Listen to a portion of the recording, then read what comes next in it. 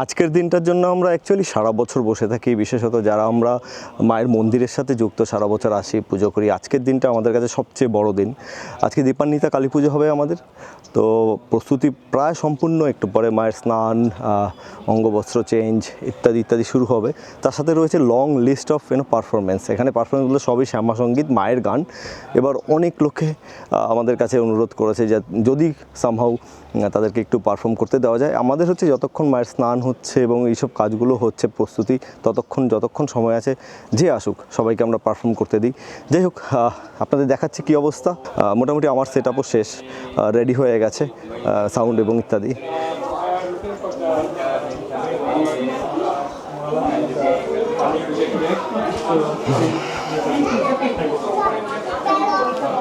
এই যে দুটি ছানা, তোরা কি করছিস?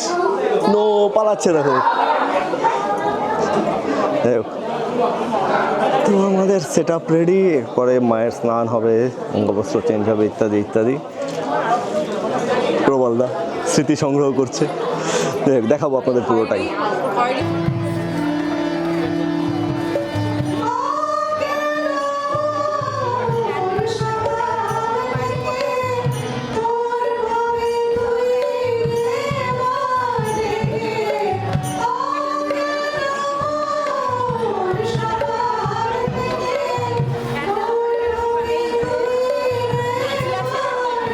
বলতে পারবো না, আমি ওদিকে যাইনি।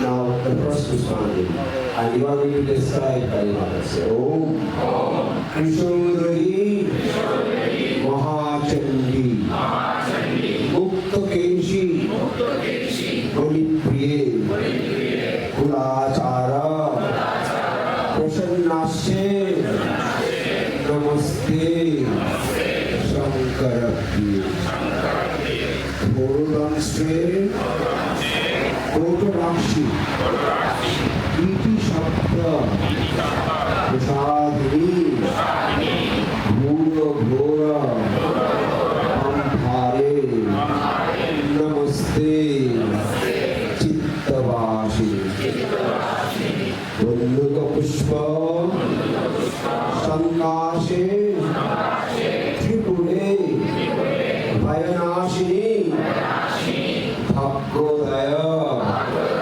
समुत्पन्ने नमस्ते वरवन्दी जय देवी जगद्धात्री। ফাইনালি আমাদের কালী পুজো শেষ হলো। খুব ভালো মতো হয়েছে, প্রচুর লোক হয়েছিল লিটারালি। প্রচুর গরম লেগে গেছিলো ভেতরটাতে, এত লোক হয়ে গেছিলো। প্রচুর লোক প্রসাদ পেয়েছে, সবাই বসে পড়েছে। মনে হয় না কেউ প্রসাদ পায়নি এমন কেউ আছে। মানে ভক্তরা এত পরিমাণে এনেছিল। তাছাড়া এমনিতেও তো সুদীপ্তদা স্পন্সর করেছিল বাপির পোলাও এবং নানা বাঙালি খাওয়ার, সে তো রয়েছে। বেশ 400-500 লোকের আয়োজন ওখানে ছিল। তারপরে আমি যদি ভুল না বলি কম করে 1000-1500 পিস মিষ্টি পড়েছিল। মানে এক ভদ্র মহিলা আছেন, উনি প্রত্যেকবার আনেন 4টে ট্রে করে 20 পাউন্ড করে, তো হয়ে যাবে আরামসে হয়তো। তো যাই হোক, পুজো শেষ হলো। এবার মোটামুটি সবাই ভালো পরিমাণে ক্লান্ত এবং গুটিয়ে বাড়ি যাচ্ছি। তার আগে একজনকে দেখাই আমাদের মধ্যে যে সবচেয়ে বেশি ক্লান্ত, তার সাথে 10 সেকেন্ড কথা বলবো। কি লাগলো? আরে দারুণ লেগেছে। কি বলছো ক্লান্তি কি?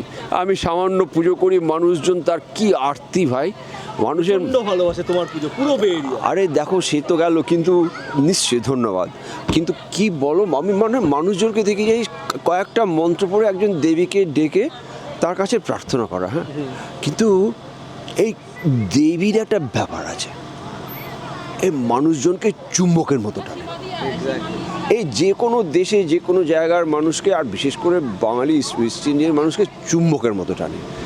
কেন বলো তো? এইটা আমাদের মানে আমাদের পূর্বপুরুষরাই আর কি, এটা পূর্বপুরুষদের কাজের অ্যাকশনের ফল। তারা সবাই দেখে এসছে এরকম একটা সম্মানীয় জিনিস, তার নামে একটা ডাকা হচ্ছে, তার কাছে প্রার্থনা করতে হবে আমার মঙ্গলের জন্য, আমার পরিবারের মঙ্গলের জন্য, আমার স্ত্রী পুত্র পরিবারের সবার জন্য আশীর্বাদ চাইতে হবে। হ্যাঁ, আর কি বলতো, মানুষজন প্রত্যেকের মনে ওই জীবনে দুঃখ আছে, আনন্দ আছে। আর কালী মাতার দিনে সবাই চলে আসে, একে মনের কষ্ট হলে আসে। দুর্গাপুজোর একদিনও তোমার সাথে কথা বলার সুযোগ পাইনি। এবার এত কম্প্যাক্ট এসে না আমাদের ইসে ছিল স্কেডিউল, তো অনেকেই জিজ্ঞেস করেছে এবার জয়ন্তদার সাথে কোনো কথা হলো না, একটা ভিডিওতে দেখলাম না। আরে ঠিক আছে, আমি কি করবো বলো, সামান্য লোক। খুব ভালোবাসে, লিটারালি বলছি। বিশেষ করে ধরো দেশে আমার পাড়ার বন্ধু বান্ধবরা, আমার আত্মীয় স্বজনরা, এমনকি কয়েকজন আমাকে বলেছে এইরকম যে একদিন জয়ন্তদার সাথে পডকাস্ট করবি। তা তো নিশ্চয়ই, দেখো তুমি বলতেই পারো নিশ্চয়ই। আমি সামান্য যা জানি একটু সংস্কৃত পড়ে ফেলেছি। আর এই মন্ত্রসন্ত্রগুলো যে কেন বলা হয়, কি করে বলা হয়, আর তার উদ্দেশ্য কি, হ্যাঁ সেটার জন্য একটু দেখো, পড়ুয়া লোক আমরা সবাই, পড়ুয়া লোক আমরা সবাই, ধরো ইংরেজি, ইতিহাস, ভূগোল, বিজ্ঞান এই সমস্ত পড়ে ফেলেছি। কিন্তু আমাদের প্রাচীন ভারতবর্ষের নিয়ম ছিল, কথা ছিল একটা, যে তুমি যতই পড়ো না কেন ঈশ্বরকে পাওয়া, তাকে পাওয়াটা বা তার সম্বন্ধে জানাটাই হচ্ছে শ্রেষ্ঠ জানা। এই যতই ইতিহাস, ইংরেজি, ভূগোল, বিদ্যা তুমি যাই বলো না কেন। হ্যাঁ, সেই জন্য সেটা একটা সেটা বলে কি বলে, হ্যাঁ আমি রাজা হব, আমি অনেক টাকা, কোটি টাকার মালিক হব, আমি নোবেল প্রাইজ পাবো, কেউ কিছু বলে ফেললো। কিন্তু দেখো এই জিনিসটা বলে, তার মধ্যে এই জন্মান্তর ধরে তুমি সামান্য জিনিস এসছো, হ্যাঁ, কিন্তু যে চিরকাল অনন্ত, হ্যাঁ, তার সঙ্গে একাত্ম হওয়া, তার সঙ্গে কাজ করা, দারুণ ব্যাপার। আর তার মধ্যে দেখি আর লোকজন যদি ভালোবেসে বলে, তাহলে তো উপরি পাও না। গত কয়েকদিনে অন্তত 5-7 জন আমাকে ফোন করে জিজ্ঞেস করে জয়ন্তদা পুজো করবে তো। টাইমিংটা কি বলতো ভাই, জয়ন্তদা পুজো করবে তো, জাস্ট কনফার্মেশন। আসল উদ্দেশ্য তোমার কনফার্মেশনটা নেওয়ার জন্য আমাকে ফোন করেছে, অন্তত 5 জন করেছে। নিশ্চয়ই, খুব ভালো কথা। হ্যাঁ, যাই হোক, ভালো থেকো। হ্যাঁ, ঠিক আছে। যাক, জয়ন্তদা যেটা বললো, ভালো থাকা, এটাই সবচেয়ে বড় ইম্পর্টেন্ট। পয়সা করি, ওই সেই হ্যানা ত্যানা সব কিছুর না মূল মন্ত্র, মূল উদ্দেশ্য যেটা হচ্ছে যে সেটা প্রাপ্তি হচ্ছে ভালো থাকা। আমি একটা মন্ত্রে বিশ্বাসী, যেটা সম্ভবত 70-এর দশকে ওয়ার্ল্ড ওয়াইড খুব ফেমাস হয়েছিল, সেটাকে বলে লিভ অ্যান্ড লেট লিভ। ভালো থাকুন এবং ভালো থাকতে দিন। সেই জন্যই আমি সবসময় সব ব্লগের শেষে আমি একটা কথা বলি, জানি না এটা আমার নিজের বানানো না কোনো জায়গার থেকে শুনেছি, আমার কিচ্ছু মনে নেই, যে ভালো থাকবেন এবং ভালো রাখবেন। কারণ হচ্ছে আপনার আশেপাশে যারা রয়েছে প্রতিবেশী, পাড়া প্রতিবেশী, আত্মীয় স্বজন, কলিগ, তাদের ভালো থাকার পেছনেও কিন্তু আপনার একটা বড় অবদান রয়েছে এবং আপনার ভালো থাকার পেছনে তাদের একটা বড় অবদান রয়েছে। সেই জন্যই আবারও একটা কথাই বলবো, সেম কথা, যে ভালো থাকবেন, ভালো রাখবেন। দেখা হবে পরের ব্লগে।